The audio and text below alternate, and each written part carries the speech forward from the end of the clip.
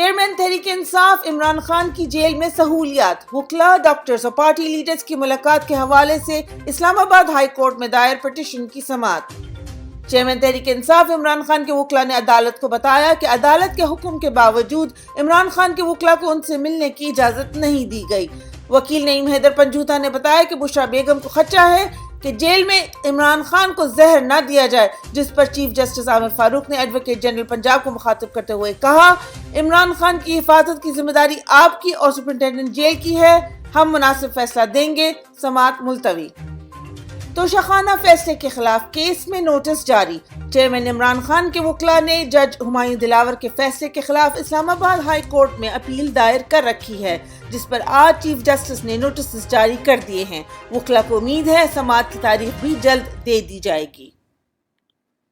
Chairman P T I Imran Khan کی جناح house سمیت 7 جعلی مقدمات میں ضمانتیں مسترد۔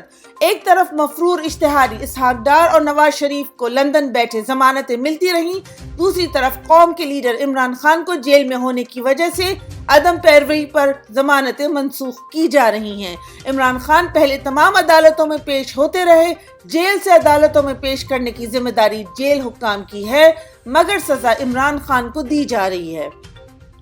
سپریم کورٹ نے ریویو آف ججمنٹس ایکٹ کل عدم قرار دے دیا۔ سپریم کورٹ نے ریویو آف ججمنٹ ایکٹ کو آئین سے متصادم قرار دے دیا۔ پارلیمنٹ ایسی قانون سازی کا اختیار نہیں رکھتا، بینچ کا متفقہ فیصلہ۔ اس فیصلے کے بعد سپریم کورٹ سے تاحیات نااہل سیاستدانوں کی نظر ثانی کی درخواست کا حق بھی ختم ہو گیا۔ تحریک انصاف ورکرز اور سپورٹرز کے لیے یوم آزادی منانا بھی جرم بن گیا۔ پہلے تحریک انصاف کے کارکنوں کو سویڈن میں قرآن مجید کے افسوسناک واقعات پر احتجاج کرنے پر گرفتار کیا گیا۔ اب رجیم چاہتی ہے کہ یوم آزادی بھی نہ منایا جائے۔ کل رات سے پنجاب بھر میں مختلف ورکرز کے گھر چھاپے مارے گئے، کئی خواتین کو بھی دوبارہ گرفتار کر لیا گیا۔ عمران خان کے وکیل شیر افضل مروت کے بہنوئی کا اغوا کے بعد قتل۔ توشیخانہ کیس میں عمران خان کی نمائندگی کرنے والے وکیل شیر افضل مروت کے بہنوئی کو گھر سے پہلے اغوا کیا گیا اور آج قتل کر دیا گیا۔ شیر افضل مروت پر بھی فیشسٹ حکومت نے کل ضلع اٹک میں FIR درج کروائی اور گرفتاری کی کوشش کی تھی۔ جج کی شہریار آفریدی کی گرفتاری کے خلاف درخواست پر سماعت سے معذرت۔ جسٹس ارباب محمد طاہر نے کیس کی سماعت سے معذرت کرتے ہوئے کہا کہ فائل چیف جسٹس آفس کو بھجوا رہے ہیں، چیف جسٹس کسی اور بینچ کو کیس مارک کریں گے۔ شہریار آفریدی کئی بار رہا ہونے کے باوجود غیر قانونی طور پر گرفتار ہیں۔ نااہل حکومت جاتے جاتے بھی چیزیں مزید مہنگی کر گئی۔ حکومت کے آخری دن یوٹیلیٹی سٹورز پر چاول اور دالوں کی قیمت میں مزید اضافہ ہو گیا۔ دال چنا فی کلو 20 روپے، دال مسور اور سفید چنے بھی 20 روپے فی کلو مہنگے، ٹوٹا باسمتی چاول 12 روپے فی کلو اور سپر باسمتی چاول 10 روپے فی کلو مہنگے کر دیے گئے۔ کھانے پینے کی ٹوٹل 29 اشیاء مہنگی کی گئی ہیں۔ عوام کے لیے الگ قانون، سرکاری افسروں کے لیے الگ قانون۔ ایک طرف غریب عوام سے مہنگی ترین بجلی کے ساتھ پی ٹی وی اور ریڈیو پاکستان تک کا ٹیکس بھی بجلی کے بلوں میں وصول کیا جا رہا ہے، دوسری طرف نیپرا کے اپنے ملازموں کے لیے 1000 یونٹ سے بھی اوپر بجلی کا بل 0 روپیہ ہے۔